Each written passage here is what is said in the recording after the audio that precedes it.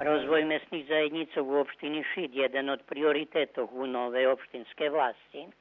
Toto vyjavil predsjedatelj opštiny Predrag Vuković na schádzky so predsjedateljami sovitog 19 mesných zajednícok u opštini. Formovaný je okremný tím za zaprovadzovanie tých aktivnostoch a schádzky budú otrimovaní na výmohy zo zvalaloch, odnosno najmenej raz mešačno. Jak na schádzky nahlášal Slobodan Lazarov, predsjedatelj sovitu mesnej zajednici u Bačincoch.